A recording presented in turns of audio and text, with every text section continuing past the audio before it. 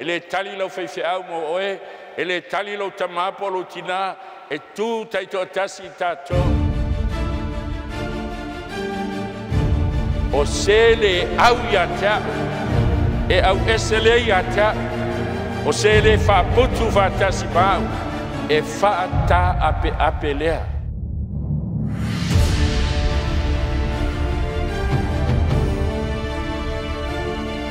O le au tua la tātou tau kone Afiafi.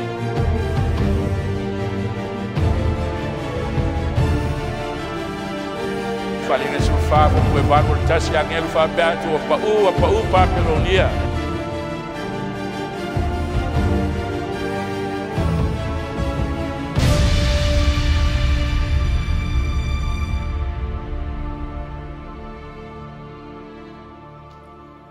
Whātai le tua le ni Afiafi, o mawhai fo'i o na tātou tue maua le whaupoponga.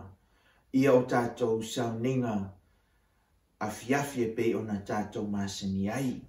Whaatai le tua tai tonu, ia ua whaai uina i le manuia o tiute ma whiau mga ruenga. Ia Sufia ngai e fo'i le nei tuaso, ma le nei aso. O na fia fo'i le a velo leo, whai mafonga fo'i o le nei tua o le tātou ngā ruenga. E whaafeilo ia ai le tātou mafutanga.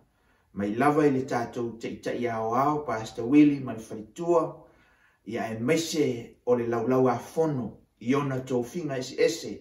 Ia ma tōwhinga mamalu i tonu o le ngā ruenga a sofitu sa moa tutu o tasi. Ta mā tina mātutua o le autalavou e o lava i alo ma whanau. E le whaangaloina ia le mai moanga ma le sila foi. A si o tātou atunuu i o utou pa ia whaare atunuu. Ia tātou a vea ia mamalu ma pa ia o le atua e le nei Afiafi. Ia tātou te tasi ai i le sila whanga le atua. Ai a vea le nei sauninga o se whaangianga ia te tātou. Ia ma ia tu mau atu pea ma ia fo'i atu pea i le atua. O le vi inga o le whaamanu ma le whaftai. Nei se i o le whaamvau. Ua iai se vi inga ua saunia le ofai pese e te tala inai le tātou sauninga. O lea e le umi na e tau ai i le ali me auma i lo loto.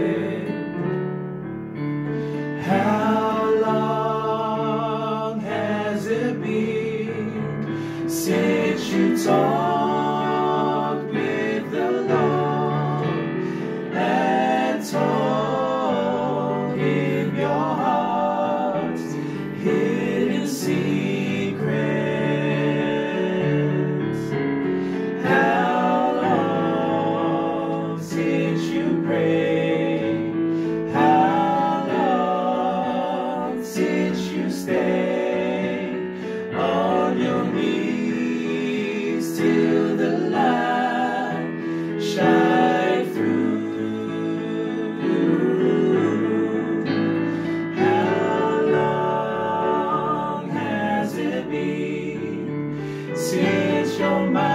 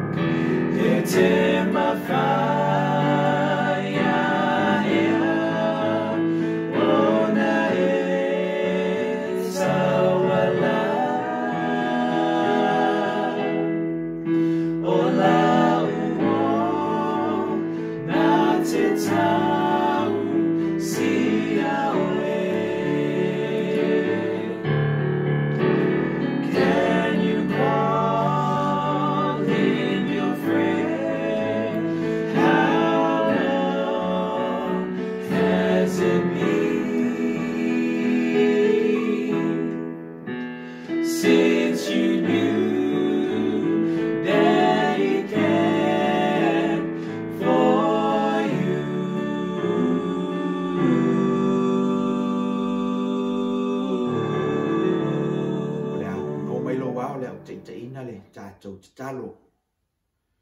Lo mātou te mai o le langi, whaaftei tere le tua I nei awa noa to a file mū, ai meis fo I o nei awa noa o mawhai e fo I o na mātou toe wheiloai I lunga o nei sa ninga.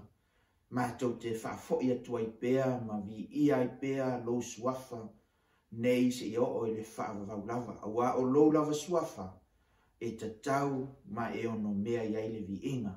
Le mātou sau ninga I le ne Afiafi le tua, mātou te o le atu, whaamanuia I le lātou whaafonga, te talaina o lātou fina ngalo maloto, ai mawhai ai le tua o na mātou lata atu I lau fio, e ala I le mawhitanga lilo maloa ngā mpa ia, e taito o luaina I mātou, ai maisifo I le tua, o lau au na vai lava ma le whaatau waa, e mawhai ai le tua o na whaasoa atu, lo fina ngalo e alai I awa fionga, si tia atu I lo lava au ngā losi, na tia tangata whaatau waa, ai whaalia le mana o lau fio, a vea le nei sau ninga le tua, mātou te lata atua I a te oe, ma ia vi ia ai ma tele ai lo vi inga. Amene. Ua, iai se tusi whaitau, o iai fo inai whai upu o whiwhilia, e le ngata o le a maua mai ele tātou whi au ni ne Afiafi, ia ai fisosoani mai iai fo I e whaalau tele ai, ia le fionga pa ia le tua mo I tātou. O le tusi o Ioane lona tā upu e iwa, a lona whai upu e tō suma le lima, se ia whaangata I lona whai upu e wha suma le tasi. Whaafonga mai ai le whaitawina o le fionga pa ia le tua. Ua whaafonga Yesu ua lātou tulia o ia I tua. Ua ia silafia o ia, o na whaape atu lea I a te ia. O ua e tai tonu I le atali I o le tua. Ua tani mai o ia, ua whaape mai, lea li ie, o ai ea o ia, ina ia o tai tonu I a te ia. Ua whetala I atu Yesu I a te ia. Ua eva ai I a te ia. O ia fo I le nei ua tautala ma oe. O na whaapea mai lea o ia. Lea li ie. Ua o tai tonu lava. O na ifo lea o ia I a te ia. O na whaapea ne ai lea o Yesu. O le whaamasinonga. O le mea lea ua o sawa I le laulang nei. Ina ia lātou wa ai o e le wa ai. Ia whaata wa soina fo I lātou o e wa ai. Ua whaalongo mai ia mea nisi o le aufrosei o sa lātou iai mai ia. O na whaapea mai lea o I lātou ia te ia. O I mātou foi, ua mātou tau waso ea. Ua whaapea atu Yesu ia te I lātou. A whai ana o tau tau waso. Po ua le ai sa o tau ang sala. O le nei, o lo whaapea o tau mātou te wa ai. O lea, o tū mawaipea la o tau ang sala. Ioane Maiava lona whai upo e tō suma le iwa. O le mau o tūle nā le tātou whi au le ne Afiafi. O na whaapea ni ai leo Yesu, o le whaamasinonga, o le mea lea wa o sawa I le laulangi nei. Ina ia lātou wa ai o e le wa ai. Ia whaata wa soina fo I lātou o e wa ai. E mafua na molia o e luma o le whaamasinonga. Ina wa e soli le tula fono le malo. Ai o Lotu lai luma o le whaamasinonga. Ina ia au mai ai le whaasalanga. Po le taui o le sala e tusa ma le soli tula fono na e whaia ma e whaatinoina. E iai fo I le whaamasinonga le tua e pei o na tātou whaitawina I le Afiafi nei. E le mau au tū. Whaimai Yesu o le whaamasinonga ua o sawa i le lalolangi. O lona winga, e iai le whaamasinonga le tua, e iai lana tu la fono e whaavaea i lunga ia le whaamasinonga le tua. A le Afiafi nei, lea le atatou wa ai sea ua whetalaia Yesu e whaamasinoina le lalolangi. Pe ai sea ua fio mai ai Yesu ma le whaamasinonga i le lalolangi. A le aso na tā ua na mafua ina whetalai Yesu i le whaamasinonga lea. O ila lea o le atatou wa ai. Ua tatau le whaamasinonga Yesu ona ua ngasala le lalolangi. Roma tolu lua sifutolu. Awa ua ngasala tangata ma ua leo o le vi inga mai le tua. O lona winga, ua ngasala le lalolangi ua tatau fo iai le whaasala le tua. Pa ua tatau ona iai le whaasalanga le tua. Ai, o le whaamasinonga lea ma le loloto lea. O le alofa o le tua. E ala i le whetalainga lea Yesu. Whamai Yesu, o le whaamasinonga ua o sawa i le lalolangi nei. Po le afio mua mai o Yesu i le lalolangi. Na ia liu tino tangata ai. Ma soifua ai. E pei o tangata. Na afio mai e o mai le whaolatanga le tua mo le lalolangi. O Yesu, o ia o le suitu langa. Ina ia maliu e tongi sala ai le angasala le lalolangi. O le taua la na au le Afiafi nei, ma le whaamasinonga le na Yesu, lea na fio mai ai, i le lalolangi. Lea ua toi a fio i le lalolangi. E uia la na tātou lewa ai a Yesu le tino. A le Ioane ono, whai upo e ono sumalitolu, o le anganga lea e tupu ai le ola. E lea ngā le tino se mea, a upo te whai atu ai, o le anganga ia, o le ola fo ia. O lona winga, ua au mai e Yesu le whaalatanga. E uia na tātou lewa ai le tino, a ua mai e Yesu lana fionga, e mawhai ai o na tātou whaalongo iai. Ma mawhai ai o na whaamalama ina ai. Ma mawhai ai o na tātou taritonu iai, ma whaatua iai. O na tātou mawai lea o le whaalatanga lena. Lea na fio mai ma Yesu, mai le langi, ina ia whaaola ina ai le lalolangi. O le Ioane tolu whai o pue sumarifitu, te mnaa se e whaafonga i le whaamautuina, o le whaalatanga lea a le atua mo tangata. Ioane tolu whai o pue sumarifitu, a waile awina mai le atua lo na tali i le lalolangi. Ia whaasala i le lalolangi, a ia whaolaina le lalolangi a te ia. Ioane ono whaasfuru, o le nei fo i le finangalo le ua awina mai au, Yesu. Ia maua le ola e whaavau, e i lato uma o e waaile a talii ma whaatua tua ia te ia, o te toi whaatuwina fo i lato i le aso ngata anga. Mua mole ane lima o lana whai upa esfutasi, ma le whai upa esfuma le lua, o le nei fo i le maua fo ina mai e le atua ia te i tātou le ola e whaavau, o le ola lava lea ua ilona alo, o le o ia te ia le alo, o ia te ia le ola, o le o ia te ia le alo le atua, e le o ia te ia le ola. Ioane sfuru whai upa sfuru, o le ngaoi e le aise tasi mea e sauaina ona ia, ngaoi ma fasi ma whaumatia, ua o sauina ia lato maua le ola, ia maua atili ai lava.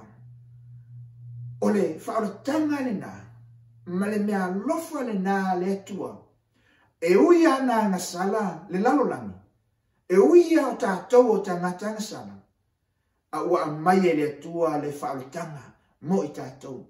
A le whaaratanga lea ma le whaamasinonga lea, whai mai Yesu, ina ia vaai i lātou o e le vaai, po o tangata tawaso. A o lesi fo i o nei tū, ia whaatawasoina i lātou o e vaai. O nā mai leo le autua le whiau le Afiafi nei, whaautuina i fisiri, o whea i tū o le whaamasinonga le atua o e tū ai. Toi siaki ai le tātou tāpenanga ma le tātou sauniuninga.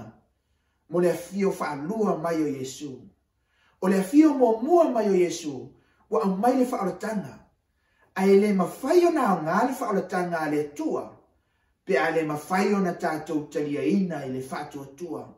O na toi fesili lea ma toi au mai le o le whaamalosi. Pe toi au mai le lui tau mo i tātou le fiafini nei. O whea i tū e toi siaki ai. Lau whaatalinga ma lau tā penanga.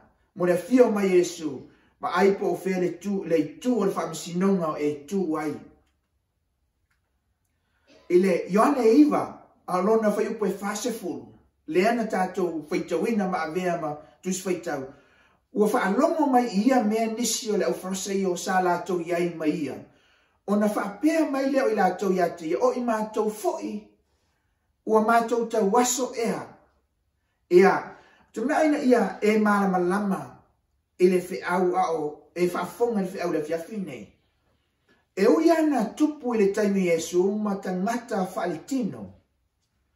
A o le whiau leo te mna o e whaalata lata mai i lo fina ngalo.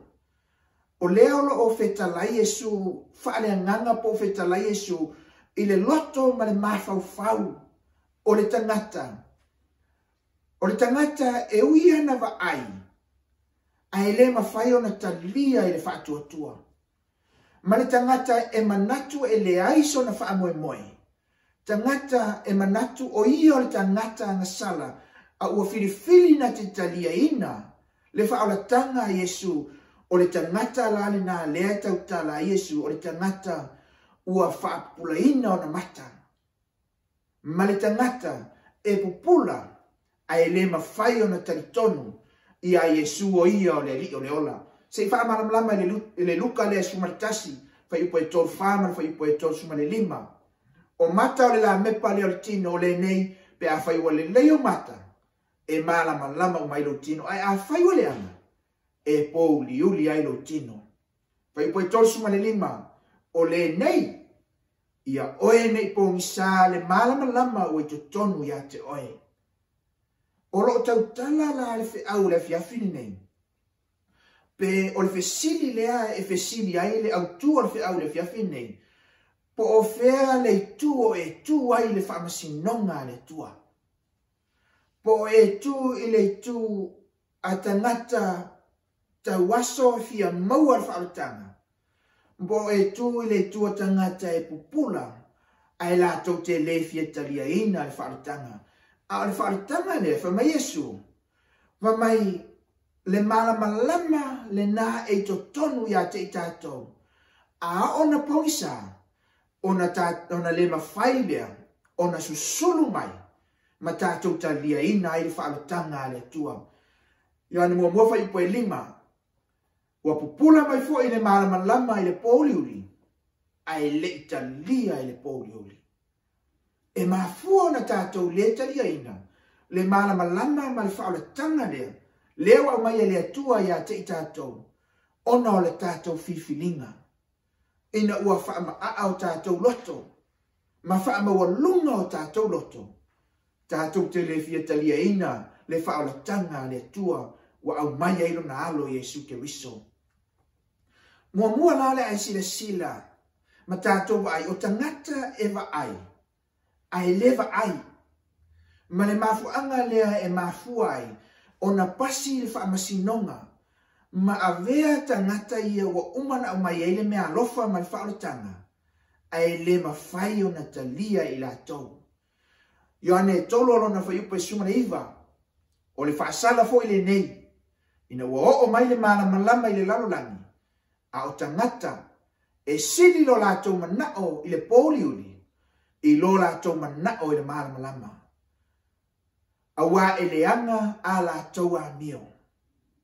Te mena tu fai tau le mātai e fitu o lona whai upo e lusu maritasi, whai upo e lusu maritolo, o ia te malama ai, ma whaalau tele ai, le tāua o le amio leanga lea e tau tala ai, ia le tuspa ia, whai mai ua susulu mai le malama, a ua le mana na o tangata, ua sili le mana o tangata ile poliuri, na ilo le mana o le malamalama, ona o le leanga o lato a mio.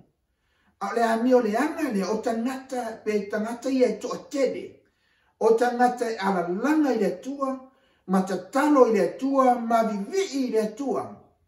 Ai lato te le fia faya, le mea e feta laima ia ile tua.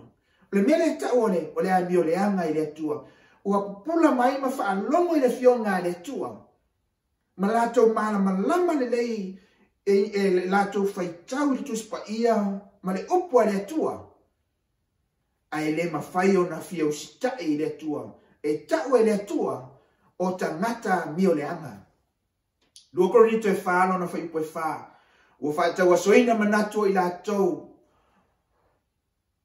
o le taitonu e le tua o le lalulangi nei. Ina ia pupula atu ia te i latou le malama o le talali le. I le mamalu o Yesu Keriso. Ua tusa o ia ma le atua.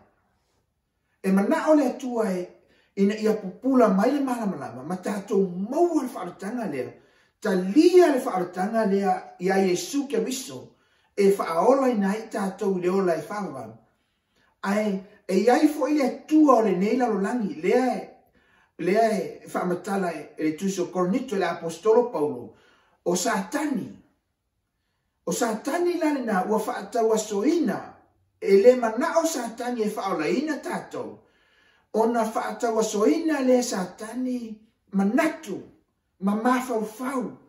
Ina ia awana i tātou talitonu i le whaolatanga. Lea na whaolaina i le laulangi. E ala i le alo Yesu Keriso whamai o ia o le mamalu le na e tusa o ia ma le tua. A ua tu ua le mamalu le na i le langi. Ai a fio mai e maliu mo i tātou. Ai whaingatana ta lia i tangata. Whaingatana ta li tonu ia i tangata. Ona ua whaatau asoina o lato manatu e le li o le laulangi. E mamafa upo le tuspa ia. O le efeso le e whaalo na whai upo e sumarivanu. E mamafa upo le tuspa ia. Au mai ai ma Afiafi mai ai. Le whaona tanga le tua mo i tātou. Mai o loo wha pōli o lingia o lātou ma whau. O le liu e se ina i lātou i le ola o i le atua. Ona o le valea wa ia i lātou. Ona o le maa o lātou loto. Amene.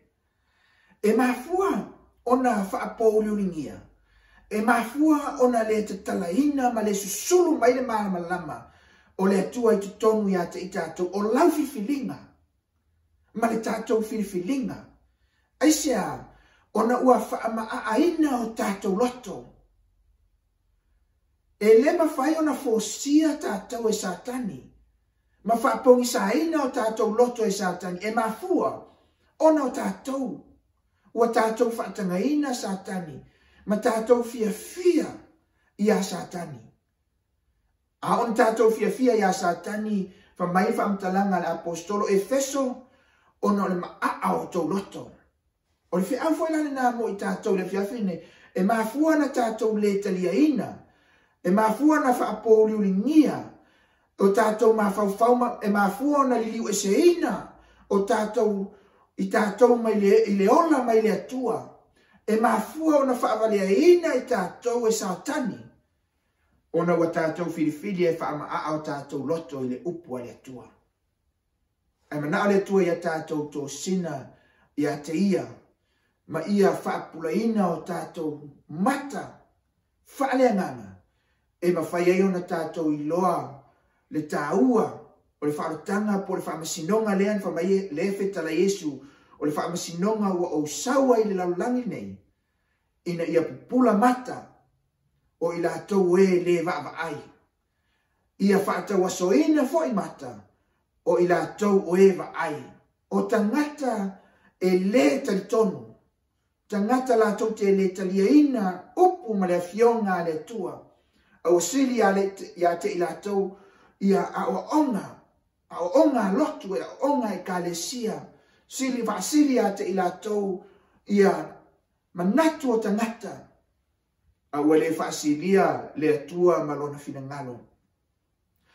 Tatou va'ai le situ le manaʻoga o Leahtoya o le tumuamua lea na e va'ai ai le itu o tagata e lē mafai ona talia le fa'aolataga o tagata e va'ai ae lē mafai ona pupula mai loa ma taliaina i fo'i i le manaʻoga tāua lea o le feʻau le fiafi nei o tagata e tauaso ai loa tuso galuega o lona tāupu e lusu ma le ono o lona faiupu e suma le valu e fa'apulaina o latou mata ia liliu mai le pouliuli le malamalama mai le pule fo'i a satani ia liliu i Leahtoya latou te maua ai le fa'amagaloina o agasala ma le tofi fa'atasi ma i latou ua fa'apaiaina i le fa'atuatua iā te a'u pau ana le mea le manaʻo ai Leahtoya a ona tāua ma e talitonu i Leahtoya ua e liliu ese mai le poisa mai le pouliuli ma e liliu le malamalama a ona e taliaina ma susulu mai le malamalama lenā o Leahtoya fa mai lea o le apostolo ma mai ona maua lea o le fa'amagaloina o agasala a ona fa'amagaloina o agasala ua maua fo'i ai tatou ma le tofi fa'atasi ma e ua fa'apa'iaina fa'atasi le fa'atuatua iā te ai e lea o le fa'atuatua i le lotu e lea o fa'atuatua le tagata a o le fa'atuatua iā Iesu le alo lea na auina mai e maliu mo oe ma'u a ona e fa'atuatua o te manaʻo e tu'ufa'atasi i le tala lea na tatou faitauina e ala i le tauaso a ona tatou fa'atuatua ma taliaina ma fa'apupulaina a maua i tatou le mea alofa lea mai Leahtoya ua iai fo'i ma le alofa tunoa o Leahtoya i luga iā te i tatou Ioane iva faiupu e tosu ma le lima ua fa'afoga Iesu a latou tulia o ia itua ua ia silafia o ia ona fa'apea atu lea iā te ia po ua e talitonu i le atali'i o Leahtoya ina ua silafia Iesu atu lafoaina le tagata tauaso lea sa fa'amalōlōina silafia Iesu le maumau tutū o le molimau a le tauaso ma fa'ailoa ai le tagata o Leahtoya lea na fa'amalōlō iā te ia ma talitonu ai na le tulafoaina lea Iesu ua sa'ili Iesu ina ia mafai ona toe fa'ala'i au mafai ona toe fa'amafanafana o le atali na te manaʻo i tāua ia te a ona e taliaina fa'alataga a Iesu e lē tu'ulafoaina tatou e Iesu i lona alofa e fetau mulimulia'i iā te i tatou faiupu e tolusumaneono ua tali mai o ia ua fa'apea mai le ali'ie o ai ea o ia ina ia o talitonu iā te ia ma mai faiupu e tolusumanefitu ua fetalai atu Iesu iā te ia ua e va'ai iā te ia o ia fo'i lenei ua tautala ma oe Iesu le alo o Leahtoya o ia e tusa ma Leahtoya o ia ua afio mai le lalolagi maliu mo oe maliu mo a'u e le'i lava ea lenā fa'amatalaga e le'i lava ea le fa'amatalaina lenā o Iesu ina ia mafai ona tatou talitonu ai iā te ia ma talia o ia ma tatou filifili ai e usita'i iā te ia ma mulimuli ona tulaga a'ao famai lea o le faiupu e tolusumanevalu ona fa'apea mai lea o ia le ali'ie ua ou talitonu lava ona ifo lea o ia iā te ia o ile tāua o le fe'au mo i tatou lenei afiafi e lua au filifiliga e lua fo'i tu e te tu ai pe te tu e le tu e tagata e talitonu matalia pe te tu i le tu o tagata e fa'alogo ae latou te lefi e taliaina famai fe'au le afiafi nei ua fa'amā'aina ma fa'apouliuligia ma fa'apogi saina ona ua fa'avaleaina e satani a le manaʻoga o le fe'au i le afiafi nei ia tatou filifili mo le ola ina ia tatou maua le ola i le aso e fio mai lo tatou ali'i o Iesu Keriso Le tuso e pero iva lona fa upe lusu ma le vanu. Na fa pea fo ke riso wa tasi lava ona matua o ia mataulani. Ina ia aveina ai nga sala al totele. E fa ali fo o ia ia te ilato o e fa tali atu ia te ia. I lona fo I fa lua mai. E le ina ia aveina nga sala. A ia lato wola ai. O le fio mua mai o Yesu, ma le whamasinonga lea na wheta lai ai ma le whi au le Afiafi nei. Na fio mai Yesu e a mai le whaalatanga. A vea lona soifua, e sui tu langa ai ta ua sa te tau noti. Whaamanga loina ai a tātou ang sana. A o lea tātou te whaatali atu, I le fio whaalua mai o Yesu. O le whamasinonga e a fio mai Yesu, e a mai le taui a te tātou. O le taui, o le ola, ia te Leahtoya e whaatotua matalia le alo. Ma le taui o le whano, ia te Leahtoya e le fiatalia ina, le alo o le atua, na ofo ina mai, ina ia tātou maua le ola. O le whiaurina le atua mo I tā ua li ne Afiafi. Ina ia mawhai ona tā whirifiri ai. Bo ia te oe lau whirifilinga. O lau whirifilinga e te ola ai. O lau whirifilinga foi e te oti ai. Ua ia te au foi lau whirifilinga. E mawhai e foi ona whaola ina ai au. Ma whaafano ina ai au. Ari te talo ma le tā ua. Te manao e te whaatawa ina ai whiau le Afiafi nei. O le mea alofa le atua e ala I lona alo. E le fina ngalo le atua ina ia whano tangata. A ia tātou maua uma le ola e whaavau o lo tātou tau sinio atu iai. E lea ngale tele o tau sanga tātou te au nai ma tau tua ai. Ai te le I tā pena mo le nā wha moe moe. A le whai au e toi wha manatu ia te oe. Sa uni nei. Le lei nei ma lo wali whaola. Le lei nei ma Yesu. E te leilo le aso, tātou te leilo le taimi. Ai a fio ma Yesu. Tātou te mautinoa. Tātou te nofo tupu whaatasi maia. I le ola e whaavavaua ia saunia. Whamanuia le tua I lau whaafonga I ne Afiafi. Ono le suafo Yesu. Amen. O le au saunia le tātou te talo whai. Whaaftai le tua I lau afionga pa ia na mātou whaalongi ai ne Afiafi. Whaaftai le tua I lau whaalatanga ua umana e saunia. Ua mātou mauti noai. Ua mātou iai le ola. Pe a mātou whaatua tua I lo walo Yesu Keriso. Tamā whaalau tele lau fio I fina ngalo ma whaamoe moe. Ia whaamanatu ia te mātou. Ua lata le nā tai au. Ia mātou whirifiri mo oe. Whirifiri au stai ma whaia lo fina ngalo. O lo o iai le ola. Whamanuia le tua I lau ngā ruenga o au. I so si tu o lo o tau ina ai le taua whale anganga. Mai ai lau au na taitai. O le au whai ngā ruenga I so si tu. Ma so si tawha. Ia iai le tua lau whaamianga. Iai lau puipuinga. Iai lau whaamalolonga. O atu iai fo I lo a au ma lau tausinga. Ia tutusa I mātou umalava le atua I le alofa o lau fio. Se tasi o lofia maua so swani, tino mafau fauleanganga. Le atua ia pai atu ma o atu ia I le tua lau so swani. Whaamangalo I mātou le ne Afiafi. Vi ia lo suafa e whaavau lava. Amen.